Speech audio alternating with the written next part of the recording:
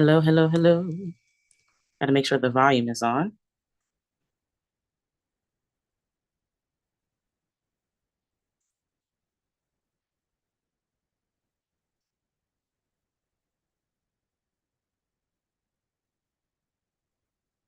Hello, hello, hello. Can you hear me?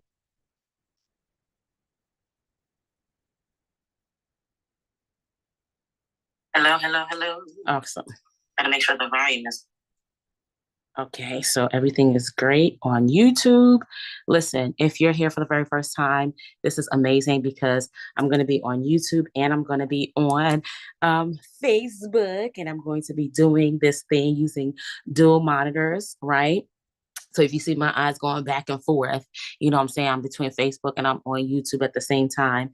But I'm getting ready to start day one of the vocal imprint in my Facebook group, Big Vision to Big Business. And I am so elated. I can't even wait. Okay. You hear me? I can't even wait for 2 o'clock.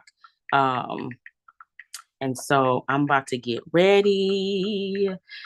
Day one, activating the vision. All right. So right now I'm a one woman team when it comes to the technology, but very soon I will have a team of people. I don't know how many, let's say 3 people in my team for, technology team as I'm building out this big, amazing vision, right? Good afternoon, everyone. So I'm a little bit early because I'm trying to set this thing up. Trying to make sure that everything is set up correctly. I am on YouTube and on Facebook, and it's a little crookedish.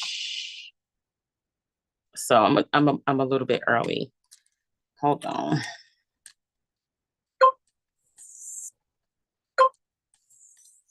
This is why you come on early, so you can get the stuff done. You can get the stuff that you need to get done. So my phone case is getting in the way. And so instead of me trying to fight with this gorgeous phone case, I'm just going to take it off. Um,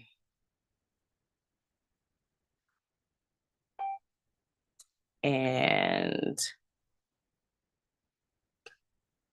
here we go. Oh my gosh.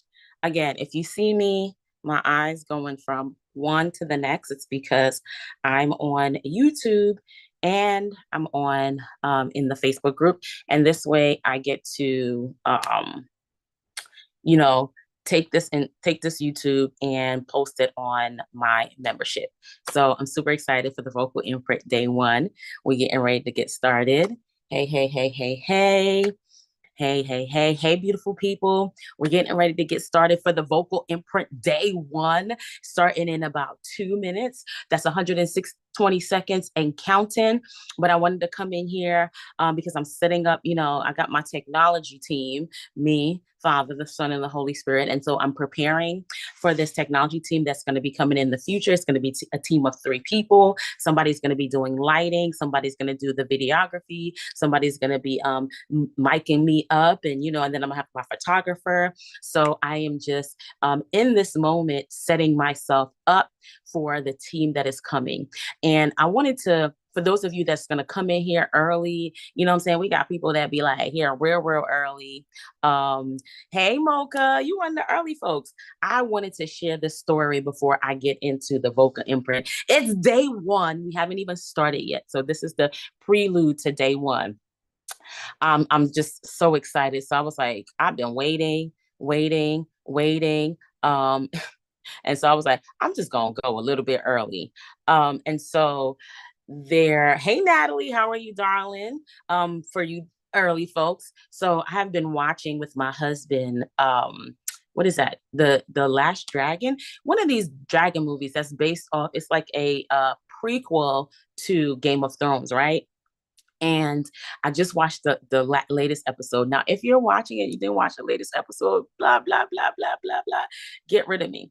Uh, but there were, so there's two kingdoms that's fighting each other, right? One kingdom has, they are fighting within themselves as well as trying to fight the other kingdom. And within themselves, they had a few dragons or whatever, and they end up, the brother end up fighting his against his own brother and his aunt and all that stuff, and they're down to one dragon, right? So it's like this dragon thing. um and they're down to one dragon, and so the dragon, right, is fighting the other kingdom. And the queen says, I know that I can't defeat, because the dragon on the other side is the biggest dragon that they have. The queen has small dragons, she has quite a few dragons, but she has no riders. And she goes, I know I can't defeat this other kingdom by myself. I need to have more riders. And lo and behold, they're looking and they're searching for the riders, right? And they're looking in with people from, not nobility, right? They're looking in the common folk. They're looking at the common folk to find these writers, because what happens, what was the noblemen, right, the kings and all that other stuff, they were spreading their seed with prostitutes and whatever the case may be. And so they have children not born into wedlock that have their DNA, and until they are presented, right, to the queen, they are in this holding pattern, so to speak, where they're living lives as commoners until there is a need that arises that causes them to be called out of their position into a place of prominence. And still there is a oh, let me make sure I have do not disturb on there.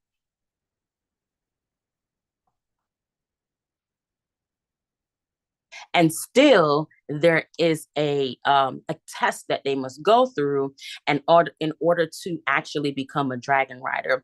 And eventually they go through the test, and a lot of people fail and a lot of people die, but those that remain were able to ride the dragon. So at the end of the episode, y'all, you see from the other kingdom got the biggest dragon, right? He sees that there's a dragon flying in the sky from the other side, and he's like, yo, I'm about to do this thing. So he rides out, gets on his dragon, the biggest dragon in the kingdom. And then he gets to the other kingdom and he sees four, four dragons just sitting there waiting for him. And it was just like, oh, turn around. Every little thing I gotta do, I gotta turn around. And so, hey, Karen, welcome, welcome, welcome. I came in a little bit earlier. I'm just sharing this story that I was watching, this movie that I'm watching or whatever, this series or whatever. And he sees, although he has the biggest, baddest dragon, the other side, she had been patiently waiting, patiently scouring. And then the other side comes with four dragons just sitting, waiting. And he was like, we got to go. He could not fight, no matter how big he is, no matter how bad he is, no matter how experienced he is. He couldn't fight when she got her riders in position. I want to just share with you a prophetic word. Listen, wait, be patient. Be patient, because there are people that God is smuggling into your midst, into relationship with you right now, that's preparing. God has put his DNA into people who have not been awakened yet to what God is calling them to become, and they are called to connect with you in your vision, with your vision, to pursue what God has called you to pursue. So just be patient, just wait. And today I'm going to teach you how to open up your mouth and get reckless with what God said. Hey, Tay, welcome to the room. Open up your mouth and become reckless and saying what God said. I didn't say become reckless and say whatever you want. Become reckless and say what God said, because out of your own mouth, you're going to be able to move millions. You heard what I said. Out of your own mouth, you're going to be able to move millions. What will you say? What will you say? Will you continue to speak what you see? Will you continue to speak the circumstance around you? Because if you do that, you're going to get more of what you got. Or are you going to be bold and courageous and audacious enough to say, God, you said it, and I'm going to repeat it so I can have what you said, so that I can see what you see.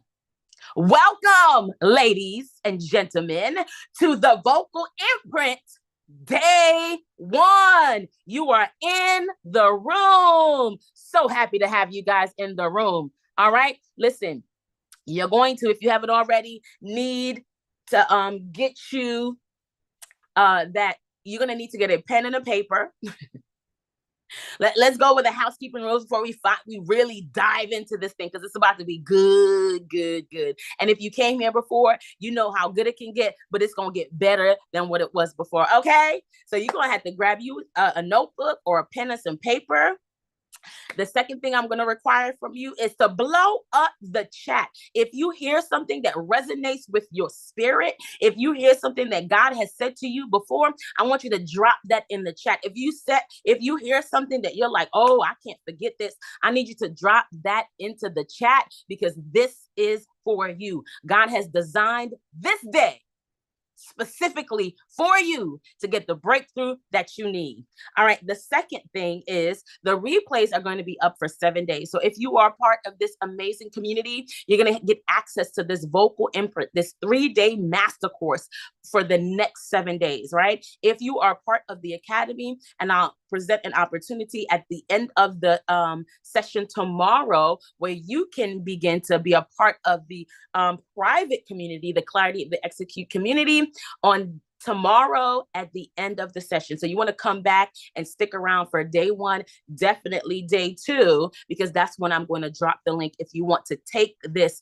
and go deeper. And then number 3, let's have fun. Let us have fun.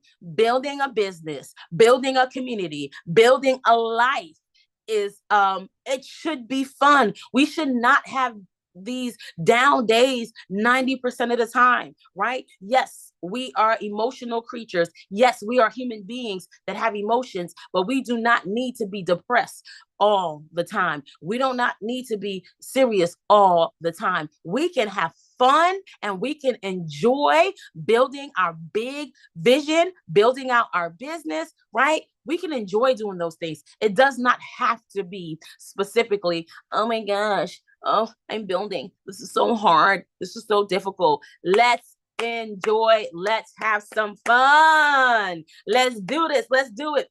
All right. I want you to drop in the chat where you guys are listening in from.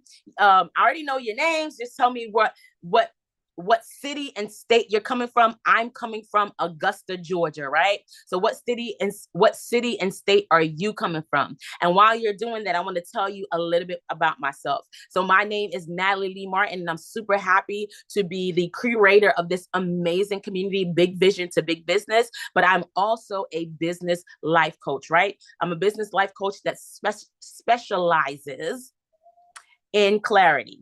Now, I didn't start off that way. I've actually been an educator, a math teacher for middle and high school for over 20 years. So right out of college, and I may share that story sometime today, I went right into education without an education degree. And I went right into the classroom. And so I stayed in the classroom till about 2021.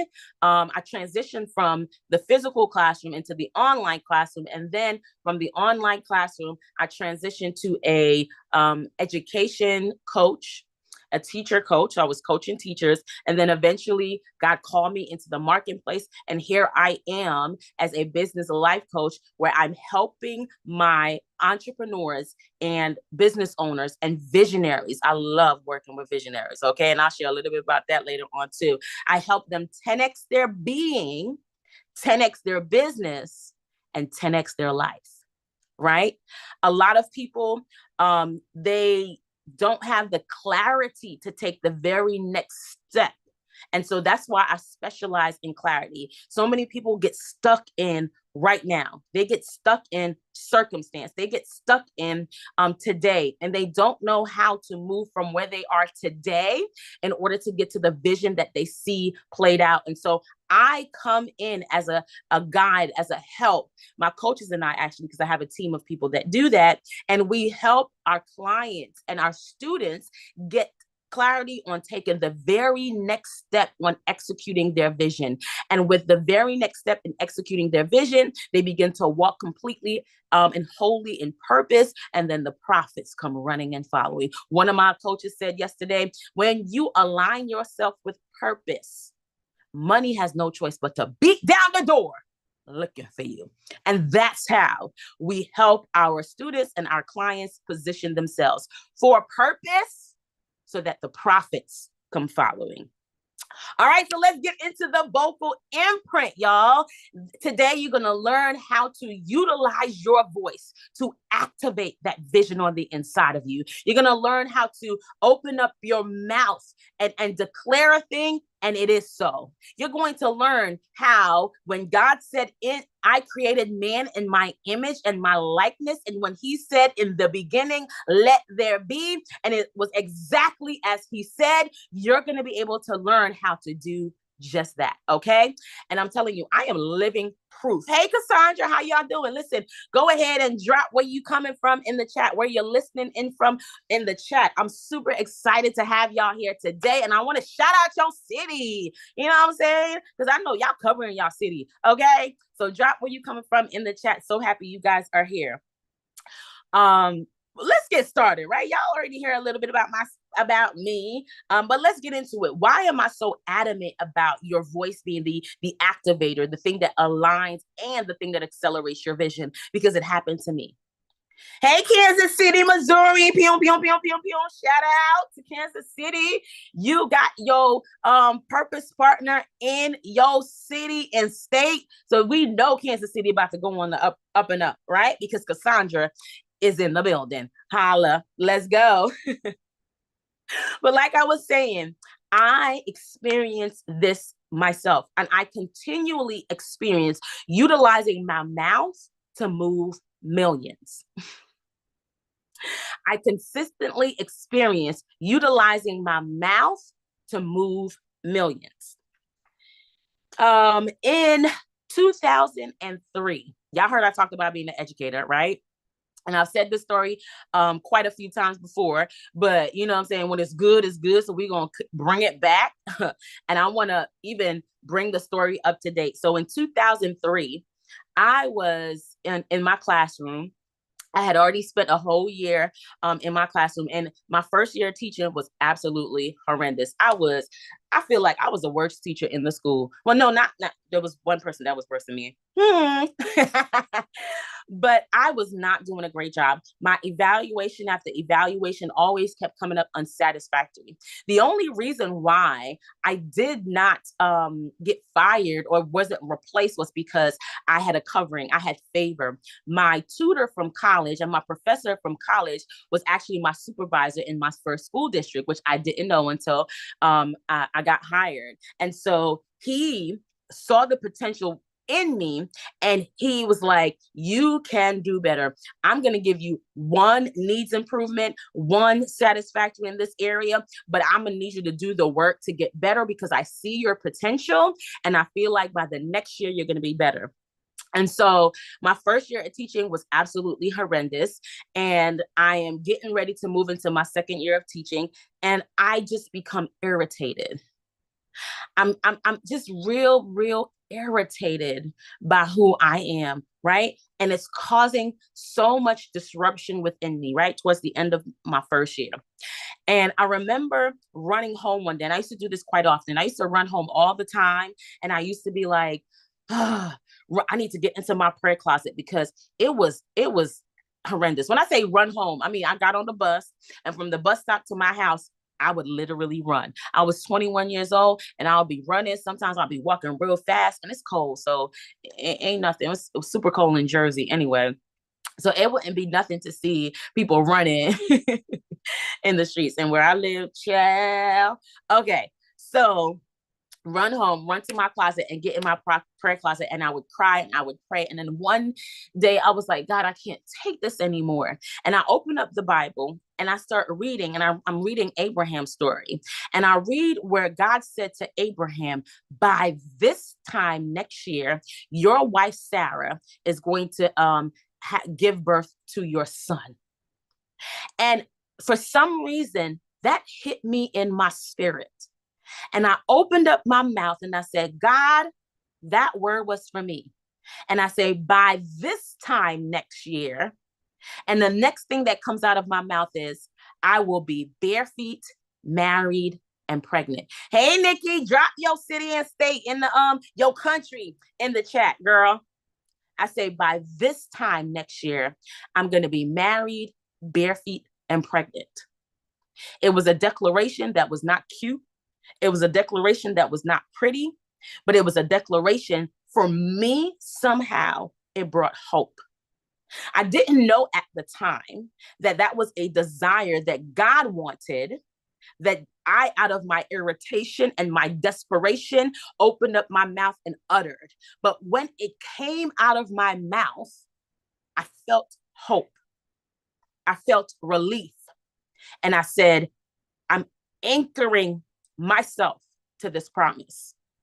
Prior to that day, I didn't want to be bare feet, married, or pregnant.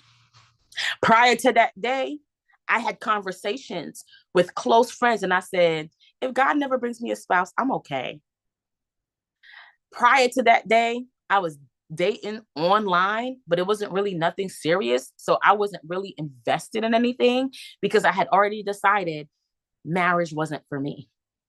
But out of my irritation, something that I didn't even know I desired came rumbling out of my mouth. And because it gave me a glimmer of hope, I attached myself to it and I began to say it. Y'all, I began to say this so much. I started telling my friends, by this time next year, Trinidad in the house. Hey. Oh yeah, I'm on YouTube too. So yeah, girl, I'm trying. My technology team is coming, Nikki. So they'll be able to, work the YouTube and work the Facebook at the same time. But right now, since the limitation is on me, I can only do, me. But your girl gonna get it together. I got you, because there is specific technology that can help me until my team comes. Okay. But I started saying, by this time next year. I went to work the next day and my friend Tony comes in the car and I said, hey, Tony, I got something to tell you. By this time next year, your girl is going to be bare feet, married, bare feet, and pregnant. And he was like, who? What girl? You dating anybody? You talking about yourself? I said, yes, I'm talking about me. I went to school and the kids started acting up as they normally do. And I said, by this time next year, I'm going to be bare feet, married, and pregnant. I don't got to deal with y'all forever.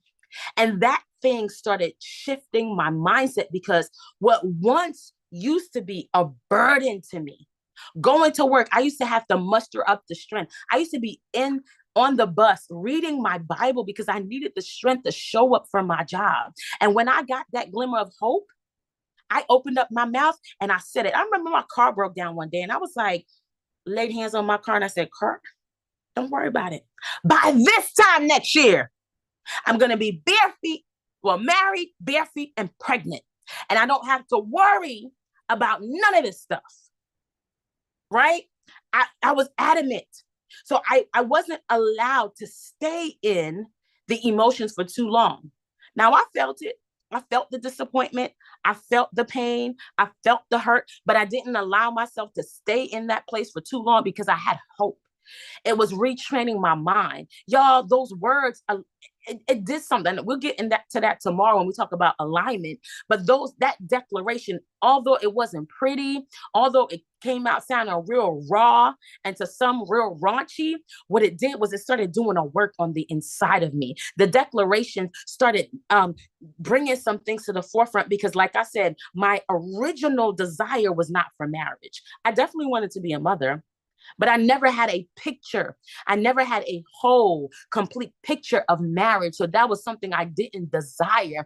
And God was doing some things on the inside of me every time I opened up my mouth and I declared, hey, Amber. And I declared by this time next year. I started showing up in places and saying, you know what, y'all don't have me forever. And because you don't have access to me forever, I got to show up as the very best version of myself, because by this time next year, I won't be here. I don't know who else is going to take my place, but I got to give this thing the best that I got. I end up becoming teacher of the year later on because of the process that I implemented because of one declaration. And y'all, I started declaring that in 2004 or 2003, I believe. And in 2006, I found myself in December married, bare feet, and pregnant. So I was married, I had my first child, and I was pregnant with my second one in December of 2006. And somebody saw that I had posted something online, and they sent me a message and they said, I can't believe, Natalie, that you are living in the words that you spoke. Tony messaged me years later and said, Natalie, I cannot believe that what you spoke out of your mouth came to be. And later on, I was like, God, you know, I said by this time next year, and it took 3 rotations of by this time next year. And I felt some kind of way because I started sharing the story. And one day in my prayer closet, God said to me, what was supposed to take 10 years because of your faith, because of your declaration, because what was happening, hey, Nathan and Belinda, coming from McDonough, Georgia, what was happening was in the spirit realm, I was building up my faith for something that was supposed to take 10 years. And I, with the declaration and the courage and the audacity to believe what God said, I went into the future 10 years and pulled it closer to me. I pulled what was supposed to be in 2010 into 2006, what was supposed to be in 2012 into 2006, because I opened up my mouth. I let the irritation produce something powerful, because what God wanted out of me was more. And he utilized my marriage and he utilized motherhood to get me to a place of humility. Because I promise y'all, if I was single, I wasn't going to be humble. The things that I have experienced in marriage and motherhood brought me to my knees that I couldn't have done by myself. I needed a close-knit community to show me who I really was. But it started with an audacious, bold, crazy declaration that people, mind you, laughed at me. People that did not look like me, I was telling it to my coworkers. I was telling it to people that I had randomly met. I was just saying it out of my mouth because the irritation, the pain of the circumstance pushed me to open up and speak what God said. By this time next year, what are you declaring out of your mouth by this time next year? What have you started to declare? Because let me tell you something. In 2003, it was not, look, y'all got me going in already. In 2003, it was not that frequent. But then God started putting pressure on me.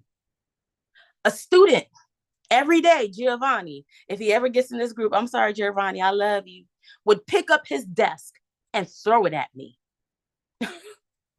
The desk with the chair and throw it at me. Hey, April, the pressure got worse. The pressure got worse. My car broke down while I was getting off the highway.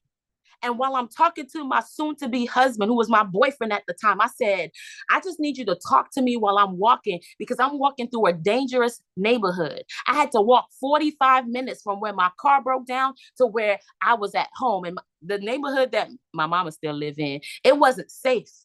And it was getting later, it was getting darker. So I'm on the phone, but I told that man who was later my husband, by this time next year, it got worse, y'all.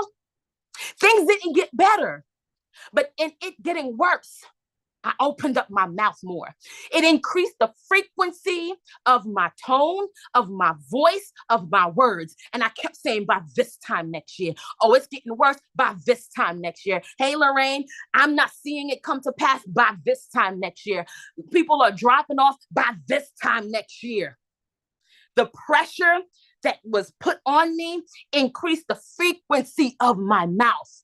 I didn't go looking for another job. I didn't go looking for certain things. Listen, when my husband came, I told my friend, I'm not going with you. I didn't know he was my husband at the time because Holy Spirit ain't say nothing. But I was like, I'm not going. I'm content where I'm at. Meanwhile, I'm saying by this time next year, you hear me? The pressure was so heavy that I had to keep opening up my mouth in the midst of worse and worse and worse. But when God promises a thing, listen, heaven and earth will pass away before what he promises not come to pass. He says what he says, and it is what it is. And our mouth is the tool and the weapon that he has given us to bring this thing to pass, to bring the promise to pass. How do you, using what I just shared with you, do this in your own life? The first thing you got to do, like I did, sit with God. You can't do this if you have no idea what God's vision is for you. Like I said, my vision was not to be married. I'm not going to lie to you. I was like, I'm going to be a great single mother. I was just, yes, and I was saved. But my vision was somebody will knock me up at some point and I'm going to get pregnant and I'm going to keep the baby and I'm going to raise this baby by myself and I'm going to be a phenomenal parent. When I kept saying by this time next year, I'm going to be married, bare feet, and pregnant, I had to come face to face with that reality that I was living a lie in my head that was deep seated in me. And that declaration pulled that lie out. So you first have to sit with God because he has to give you a vision. He has to bring the vision that he placed in you before the beginning of time, bring it to the forefront so that you can see what it is that you really want. Although I said I didn't want to be married, what I actually didn't want was to have a bad marriage. I didn't want to have a loveless marriage. I didn't want to be in a marriage where I was married as a single parent because that's what I saw. But he had to pull that out of me using what came out of my mouth. Secondly, you have to identify and reclaim your authentic voice. My authentic voice, who I was before God blew his breath into my mother's womb and then came in and knit me together with his hands. Who I was in him before he sent me into this world to represent him. That's the voice that I had to reclaim. And I had glimpses and glimmers of that voice when I was a child. And what I recognized as I was reclaiming my authentic voice was three things. I'm a fighter. Even when I know I'm going to lose, I still show up for the fight. Child, when I was in college, my friend and I, we started talking about her roommate and we was calling her out of the closet. We was like, she gay, but she acting like she ain't gay. And we told everybody. And she found out and she said, I'm gonna fight y'all. She called us on the phone, was like, I'm about to fight y'all. Show up at this place at this time. Us two, we gonna show up. And all I need is somebody to co-sign my foolishness. We showing up. So we got our clothes ready. We was ready. We showed up. 30 minutes later, the girl ain't show up. And we like, where's she at? Me and my friend like, okay, I know she gonna punch me and she gonna hit me first, right? So when she punch you, you fall down and then you swoop in because we knew we was gonna lose. But because I'm a fighter, I ain't backing down. I'm a fight. I might lose, but I'm a fight. So I knew I was a fighter. I speak my mind. When I feel safe, it allows me to open up. I've been telling I just had a conversation with my husband. I was like, man, I showed up at this conference, Queendomship, holla at my Queendomship queens. And I was, I am not an introvert. I kept saying that I'm an introvert. He was like, you've never been an introvert. I was like, what you talking about? He was like, when you are around your people, you talk, you socialize, you are working the room. He was like, you just need to feel safe. I was like, dang it, you ain't never lied. And when I feel safe, I speak my mind. Then I found out when I started reclaiming my authentic voice, I have a very vivid imagination. I can close my eyes and see things that are not there. I can have my eyes open and pretend something is not there. Something is there that's not there. And I've been doing that because there were lots of times where I was left alone by myself. And so I had to create the company. Jesus. Back in the day, your parents used to be like, Mom, can I have company? Is business. Come on, y'all. I created the company that I desired because I didn't have the means to go out because I was too young or I was far removed. And so I created the company that I desired. And you couldn't tell me it wasn't real because my imagination was always working, baby. So once I reclaimed my authentic voice and I found out that this is innately who I was, my words connected with my authentic voice became a reality. Y'all, I started praying for my children. I started having dreams about my children. I started praying for my husband's future. The things that I prayed for my husband before I even met my husband are now coming to pass. And we've been married for 18 years, together for 20. I prayed for my child's graduation date. I'm not going to tear up. Before I ever met him, before I ever met my husband, I remember God would wake me up in the middle of the night and say, lay hands on your womb and begin to speak to your offspring. Begin to talk to them. Begin to call them out. I had a dream so vivid about my children. I thought it was my husband. I went off on my husband one time. I was like, I had a dream that you had kids and these were the kids look like. And he was like, you is crazy. Years later, when my sons took a picture together, the dream came instantly back. And I had to go apologize to that man. I was like, oh, these are the kids that I saw in my dream. It was my own children. But I had to reclaim that part of me. I had to stop letting other people tell me who I was. And I had to really lean into God because he made me exactly the way that he wanted to because he had a purpose in mind when he made this great design. So you start by sitting with God and then identifying and claiming your authentic voice. Listen, your voice has an imprint that is connected to your promise. Ooh, your voice has an imprint.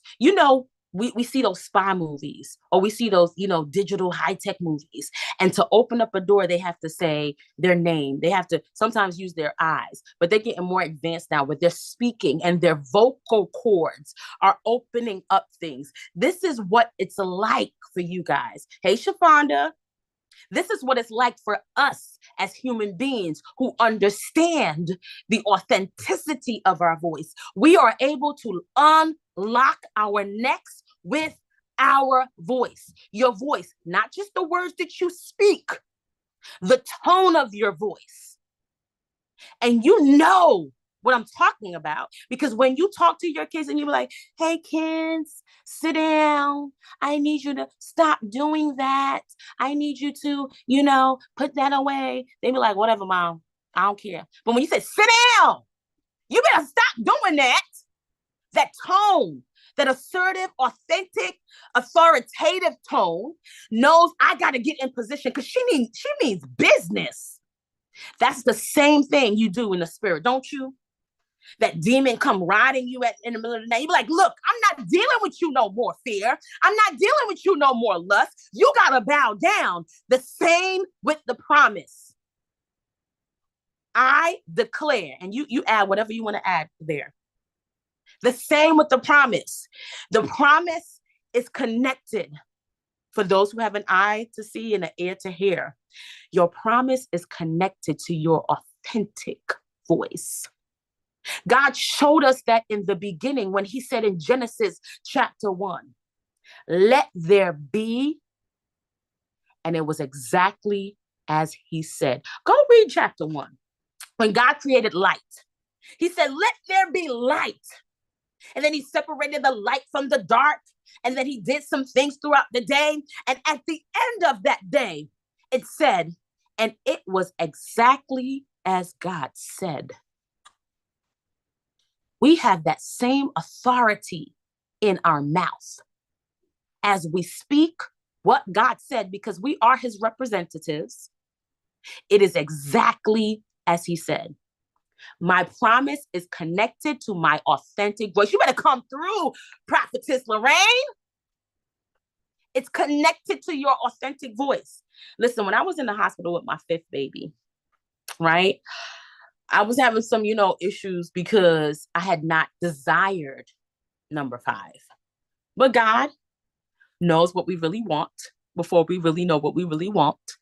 And so I got pregnant with my 5th child, who I loved and wanted and kept. And I find myself in the hospital giving birth. Now, it was hard. It was not an easy labor. There was so much stuff going on at the time. We were living in Japan on base. And so it was a hard labor. And when Annalise, that's my baby, came out, she was gray. She had lost oxygen. She had fluid in her lungs, and she wasn't breathing. There was not a sound. And right before she came out of the womb, my husband and I gave her a name. We had no name. I was calling her Malia because of Obama's daughter was Malia. And I was like, I need to call her something. I can't keep calling her it. So I did it with most of my kids. They had other names before they were born. But her specifically, she was named right before she came out, just about a few minutes before she came out, maybe 5 or so. We were writing it down and it was like, okay, Annalise. And this is before How to Get Away with Murder, by the way. Because if How to Get Away with Murder had came out, I would have never named her Annalise. I'm just letting y'all know, girl ain't playing. All right, so we name her Annalise. And so she's under the incubator. They're pumping her. They're calling for the pediatrician. They're calling for the doctor. They are frantic. And I'm sitting there and I'm repenting because I'm saying there's something that I did to cause this. And although I didn't desire it at first, now that I do, how do I make up for this, God? And I just hear, call her name. And I go, Annalise. And I hear nothing. I was like, I sound crazy. Because I'm in a room full of doctors. I'm in a room full of people, right? Annalise. I hear nothing. All I hear is like clapping because they're hitting her chest, trying to get and sucking out the fluid. So I was like, all right, one more again. Annalise. And she begins to cry. She begins to cry in that moment. Every time I tell the story, I feel like crying. What I didn't know at the time, because I had been talking to her the entire time she was in the womb, that she knew my voice. Although I was calling her by the wrong name, she knew my voice. And so when mom called her, because she knew my voice and her purpose is connected to me, she had to obey. She had to respond. She had to answer. Listen, your promise, you may be calling it by the wrong name. Your promise has to obey. It is connected to your voice. Why? Because the business was in the womb with you when he knit you together. So you may have the wrong name. You may have the wrong strategy. You may have the wrong industry.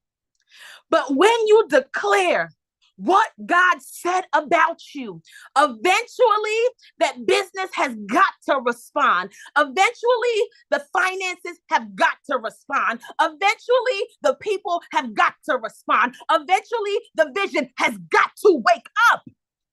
It has got to wake up. It has got to respond. It has got to answer your voice because it's connected to you. How many times have you said, I'm going to start that business? How many times have you said, I'm going to be married? How many times have you said, I'm going to start over? How many times have you said, this time is going to work out? How many times have you said, by this time next year? How many times have you said, I could have stopped at one, but I didn't hear a respond? Hey, Patricia, I could have stopped at two, but I didn't hear her cry. I kept on saying her name until she responded.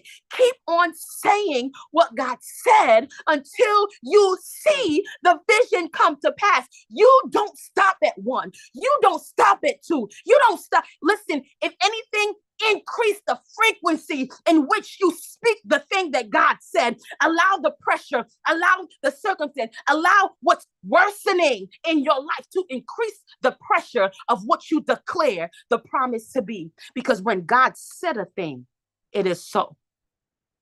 And I know we've heard of other stories where people may have done a similar thing and the baby passed away and died. But what we focus on will only increase. So if we keep using our experiences or what we heard to prove God is wrong, you will eat the fruit of your mouth. Because guess what?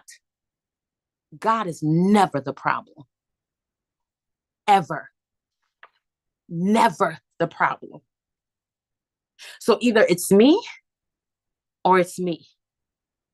God, where do I need to get my weight up? Where do I need to get my faith up? Where do I need to lay some things down? And we'll talk a lot about that tomorrow. Right now, I need you to see there are promises that God has given you, and you keep it inside because you are afraid. If I say something and it doesn't happen, it will break me this time. And God says, not with me. And even when you are broken, what I'm doing with your broken pieces, shout out to my girl, Katrina Littles, is creating a masterpiece. I'm taking your brokenness and I'm creating a masterpiece. I'm creating a safe place for broken people to abide in your breaking. You will not die. You will not die. The vision will not die. The vision will not be aborted. The vision will not be miscarried. The vision will be birthed and a big business will mature out of your mouth. Out of your mouth.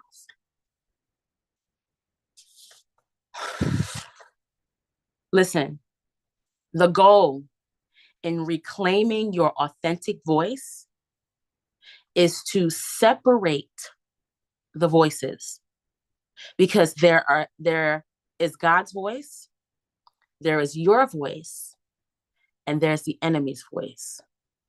The enemy's voice can never be trusted, ever. Your voice can sometimes be trusted.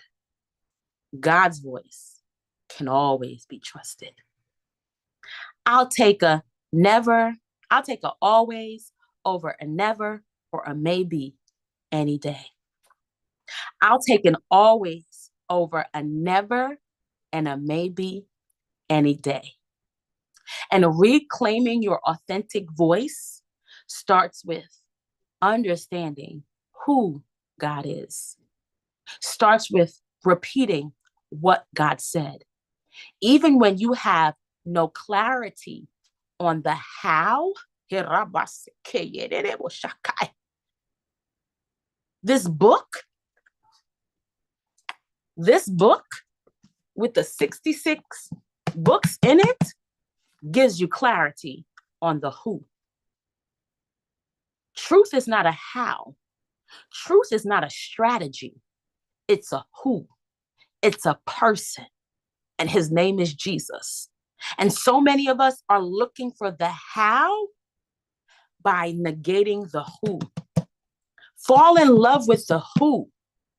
And the how, man, it's going to be like boom, boom, boom, boom, boom, boom, boom.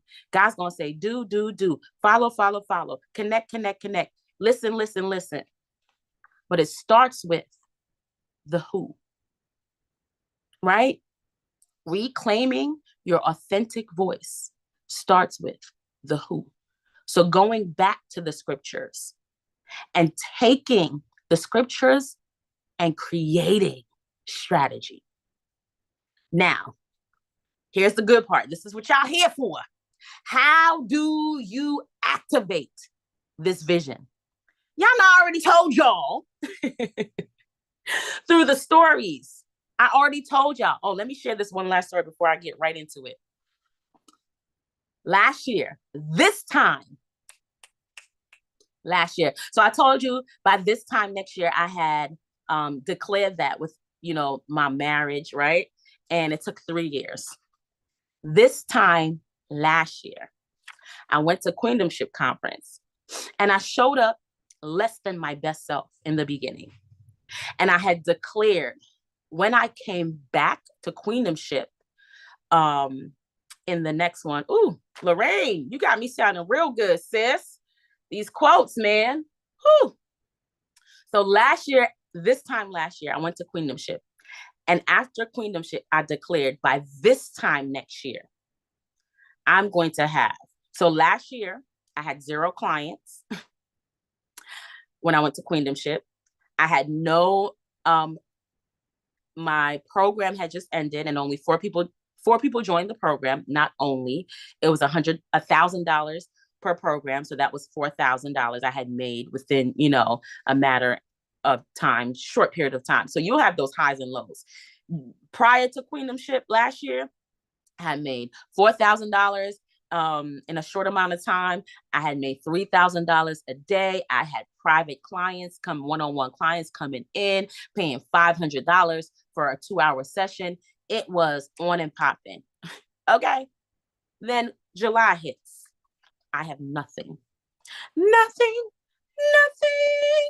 And I go into that conference and I said, by this time next year, I'm coming out. I'm going to have an academy.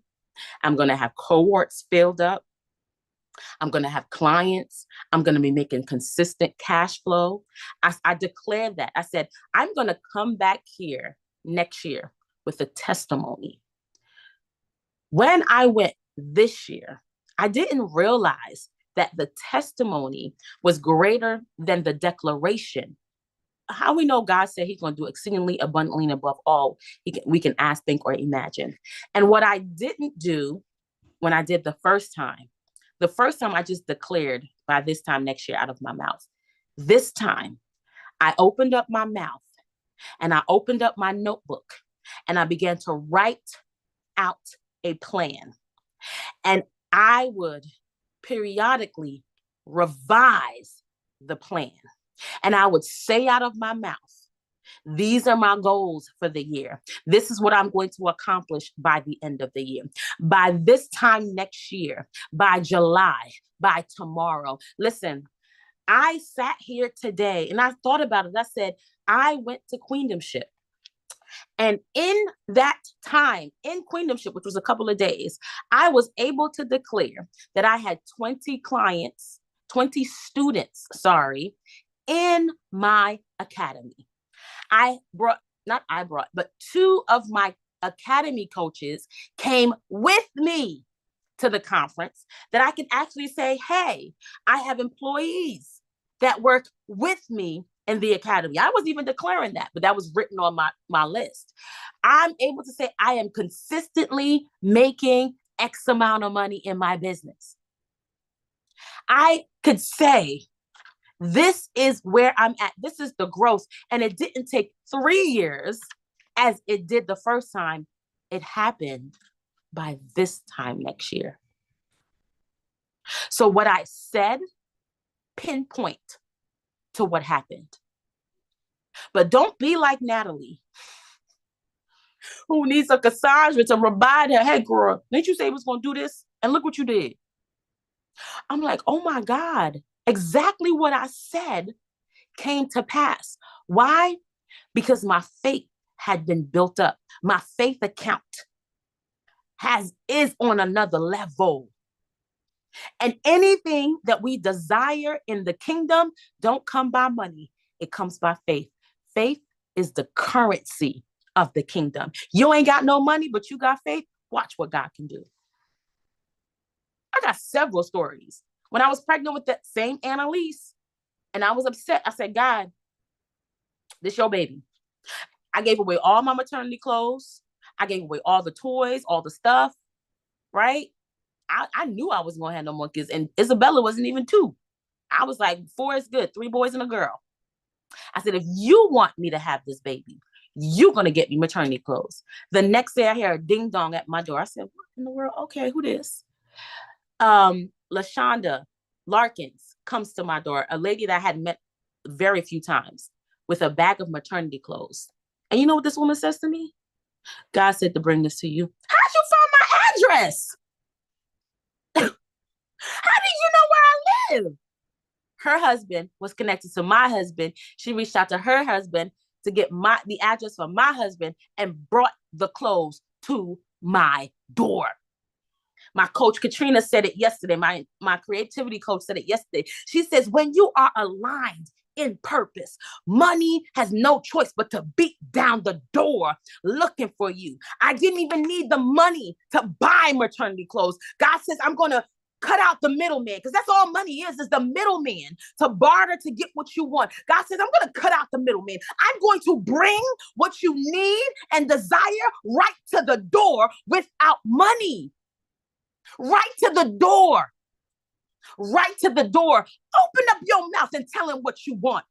I had to open up my mouth and say, God, if this be your will, let it happen the way that you want it to happen. If this is your business, you do what you say is going to happen in your business. That's when I was like, ooh, this is God's baby. Because he brought the clothes to the door and they fit. So how do you activate this vision? Number 1, hey, Jacinta, you came right on time, girl. You activate this vision with affirmations. I know we think affirmations don't really do nothing. So when we speak it the first 3 times and we don't see it happen, you're like, maybe not. But again, remember what I said.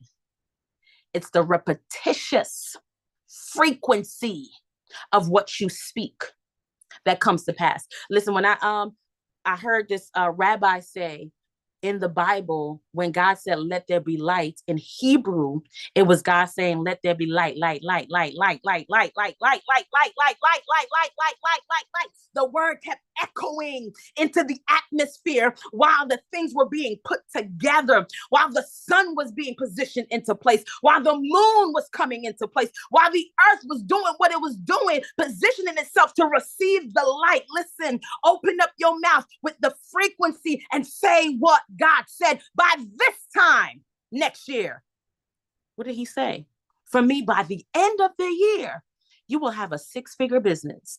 And you know what I ain't concerned about?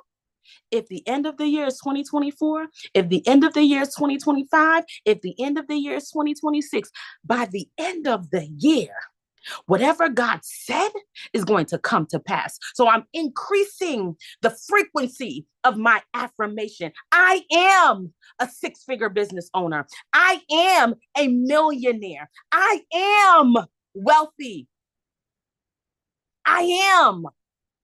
Why? Because it speaks to my identity. Revelations 2:9 says, I see your poverty. This is what Jesus said to the church in Smyrna. I see your affliction, but I want to tell you something. Although that be your circumstance, your identity is you are rich. Don't let your circumstances fool you into thinking that you are not who you are. Because just like he smuggled Moses into Egypt and made him think like, look like, walk like an Egyptian, he was truly an Israelite. And at the appointed time, they saw him for who they were. They saw him for who he was. They couldn't negate the fact that he was a true born Israelite. They can't negate the fact that you are truly wealthy on the inside, no matter if God smuggled you through poverty or not. Listen, when God smuggled Jesus into Mary's womb and brought him into a system that only works with Roman oppression, right? Being oppressed by Romans. He was born into that world. He was born into oppression. He was born into poverty. He was born into lack. But guess what? He could not hide who he was. How do you know? Because the magi, the wise men, the people that were able to see him as he was, they brought him gifts that you would bring a king. They brought him gold. They brought him frankincense. They brought him myrrh. And he never performed an act. He never opened up his mouth and declared it. He didn't even say anything, but they knew who he was. Your identity precedes your being. You were in God and you were wealthy before you even came to the earth. So you begin to declare your I am. You begin to declare what God says I am. I am a wealth distribution center.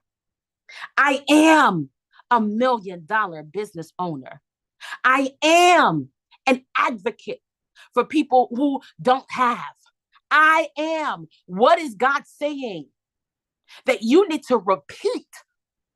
Because that's who you are. I am has nothing to do with what you see. It has everything to do with who you are, your identity. Because if the enemy can get you to believe that you're actually poor, then guess what? You start making poor decisions. You start moving from a place of lack, even though the value and the wealth is in you. You start walking like an imposter because you're walking with poverty when the inside of you is filthy rich. Even those words combined together, why don't we say filthy rich? Why don't we say clean rich? Why do we use that? Why?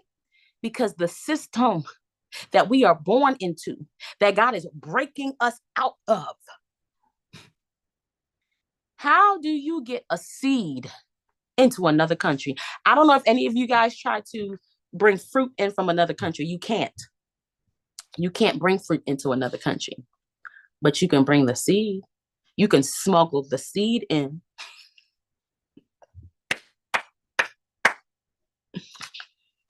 You can smuggle the seed in. Okay, I'm going to leave that alone.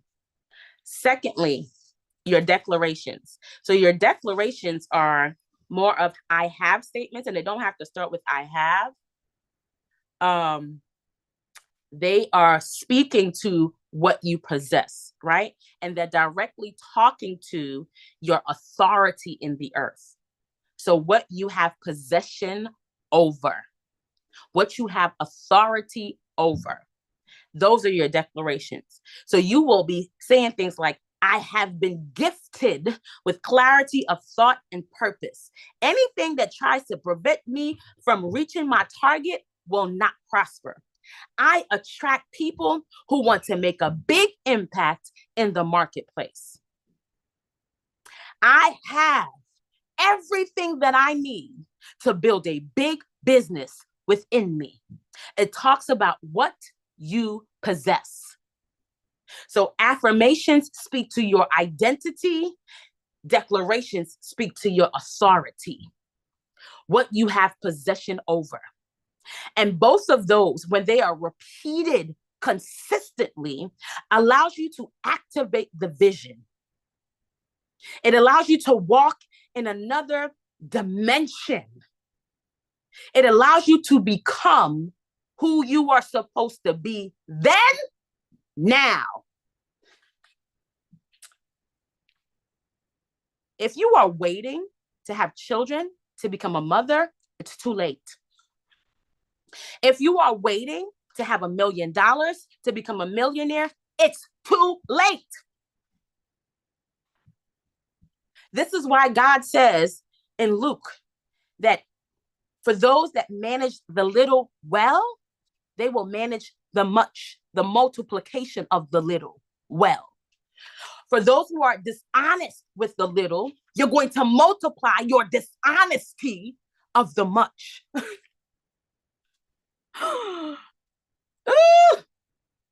Listen, your identity and your authority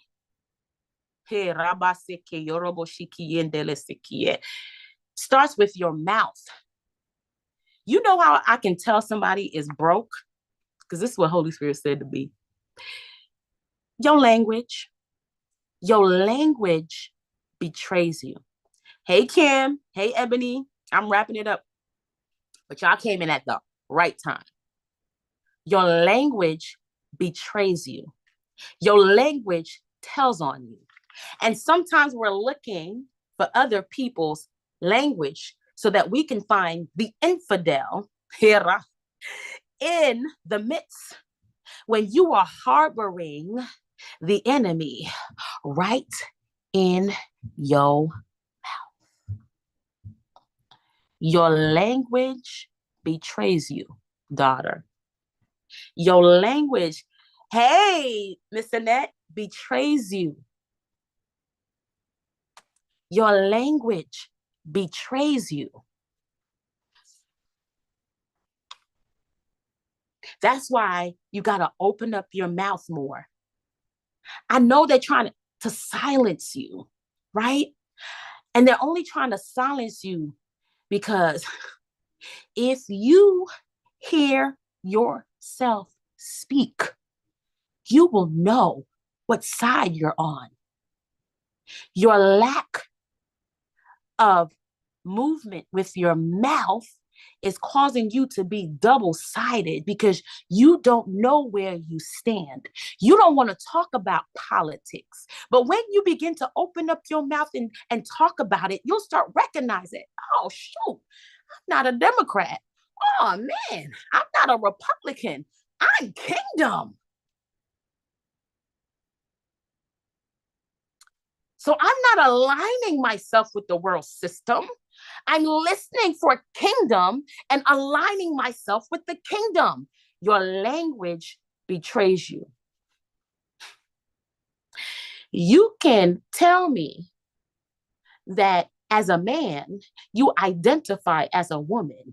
But when we begin to talk about our periods, when we begin to talk about childbirth, when we begin to talk about birth and pains, your language betrays you. You can assimilate an imposter all you want to. But when I listen in closely, I can hear who you be. Because a woman don't talk like that. Listen, our language betrays us. And our language is the filter in which God is using to get the imposter out of us. So affirmations, declarations, conversations is the last one. Conversations, this is the quickest way to challenge your current mindset, which allows you to elevate at an exponential rate. So you are thinking probably that you're going into conversations to prove your position, and God is drawing you to conversations to reposition you. That's why humility is required. Humility and curiosity is required when you get in conversations, especially when you get in conversations with people who know who they are, who understand their identity. Because if you listen closely, they will be dropping nuggets of wisdom to get you to the next level. Listen, if you listen closely to yourself, the Holy Spirit on the inside of you will be dropping nuggets. How many of y'all have conversations with yourself? How many of y'all have conversations with God and the Holy Spirit on a consistent basis where you are dropping gems and you're like, girl, did you just say that? Did I just say what I said? Did I just say what I said? I can't believe I said what I said. Because you're having conversations with yourself, because you're having conversations with Holy Spirit, because you are always recognizing that this tool must be utilized. It must be utilized to get to the next level, because that's where the clarity comes in conversation. He's silencing you because he knows the authority and the power that you have. It is words. It is words. But when your words are connected to the authority, listen, you will be moving mountains. And all you got to say is, move, get out the way. Move, get out the way. Move, get out the way. Open up your mouth.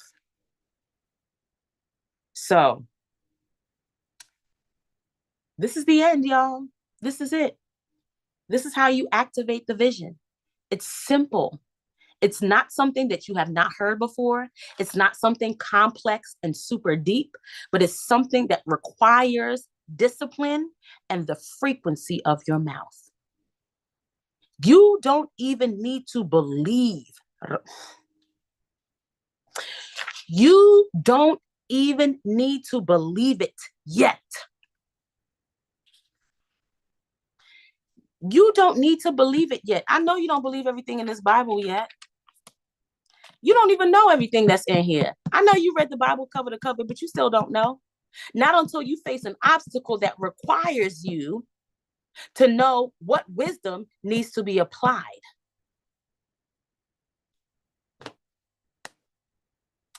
Open up your mouth. Increase the frequency in which you repeat what God said. Take the Bible and create strategic affirmations, strategic declarations, and consistently have conversations with community. Consistently have conversations.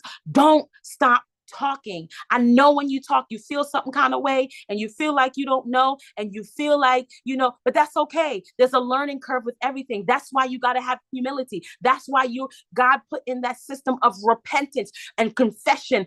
God knew you was going to mess up. God knew you would say something dumb like, I just want to have $1 million by the end of the decade. And that you would come back and refine that and say, no, I'm leaving the decade with 100 millionaires because I already got I already got $1 million in assets. I don't need $1 million. I already have that. What I need is a community of millionaires to come out of poverty and remind them that wealth is who we are.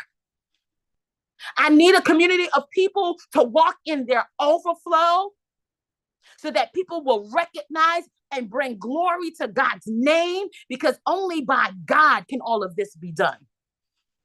I need to go into poverty and break the strongholds of poverty over people, because poverty says, I don't have another way. I don't have another choice. And that is the enemy, because God always gives us the ability to choose. From the very beginning, he says, you can have all of this, but don't eat that. Choice. He even in Deuteronomy, he says, I lay before you death and life. And then he said, but make the best choice, life. He always gives us a choice. So when you are in a position and you ain't got no money and you don't have a choice, God says, slavery, bondage, not me. When you can't choose, when you don't have a choice but to pay your son's tuition and not pay your light bill, or pay your light bill and not pay your car note, that is slavery and bondage. You have choice. And God is allowing us to see the value on the inside of us. I'm creating from a wealthy place. Oh, I ain't got no money. What offer do I need to consistently put out in the oh, I need this by the end of the month? How can I position myself in the marketplace? And not even I need. Forget that. Thank you, Holy Spirit, for checking me. He said he already supplied your needs. You're looking to serve so that other people's needs will be supplied, because that's how he utilizes the kingdom in community. He says, I scratch your back, you scratch their back. I cover your needs, you cover somebody else's needs. Serving in the marketplace positions you to represent God and give them what they need. God is using you. God is using you to be a need for someone else while he's covering your needs. Open up your mouth. By the end of the year, by this time tomorrow, let the Holy Spirit lead you. I don't care. If God told me by this time tomorrow, I keep saying tomorrow until tomorrow come. It could be 365 tomorrows. I don't care. I don't care about timing. I don't care about how. I don't care about none of that stuff. Okay? He said what he said. And I got evidence. And I know you got evidence too, to prove what he said. So again, affirmations, declarations, and conversations. The conversations, that's going to be a challenge because you're connecting with other people, right? And conversations, I'm wrapping it up, I promise you. Challenge your limiting beliefs. Conversations elevate your language. It was in conversation that I recognized that I was harboring fear in my throat. It was through a conversation that I recognized that fear had been lodged in my throat for years. And not any kind of fear, specifically the fear of man. This is why I couldn't show up and fully present an offer. This is why I couldn't show up and fully speak truth. This is why I couldn't show up and fully express and be who I was, because fear of man was sitting in my throat. But it was through a conversation with community that God brought me and said, you need to be delivered from the fear of man. And baby, those that know the story know. I might tell y'all that sometime later. And then conversation expands your vision. You think it's just enough for you and your family. Get in conversation with a prophet. Get in conversation with God, and quickly he'll make you recognize, baby, this thing about to live beyond the day that you die. This thing that you have will live beyond the day that you die. So conversations challenge your limiting beliefs. It expands your language. It elevates your language and expands your vision. And so your homework for today is to create a list of affirmations and declarations, and to find and get actively involved in a community. Create a list of affirmations and declarations. That's right, Jacinta. It's about legacy. God's legacy. I used to think it was just about mine, but God was like, girl, bye. It's about his. his glory, his legacy in the earth. And he's going to make my name great because I glorified him. Ain't that what he told Abraham? Homework. Create a list of affirmations and declarations and begin to increase the frequency in which you speak those. So some of y'all already have affirmations and declarations that you need to go dust off and start speaking them again and increase the frequency. You feel the pressure and you feel the pain. Stop alleviating the pressure and the pain with more prophecy. That ain't gonna do it. More prophecy will not alleviate the pain and the pressure. Stop running to a prophet for another word. Open up your mouth and declare the word that was already given to you. Open up. And secondly, find and get actively involved in a community. If you're here, the activation that we set is create the list of affirmations and declarations and drop that thing in this community. Let us know who you be. Tell us what your I am statements. Tell us what your declarations are so that we can support you, so that we can celebrate with you, and so that we can hold you accountable to who you say you be. Get actively involved in a community because you never know. Your next business partner, your next collaborator, your next $1 million could be right here in this group. So go ahead, create your list, increase the frequency in which you speak it, and get actively involved in a community. It could be this one. It could be others. Get active. How do you get active? You run your mouth. You open up your mouth. Because I heard somebody saying, well, what do I do to get active? Start talking. Start talking. This is what I want to do. This is where I want to go. Yes, people are going to look at you crazy. When I tell you, people was like, who are you marrying? Anybody marrying you? People was like, girl, hush.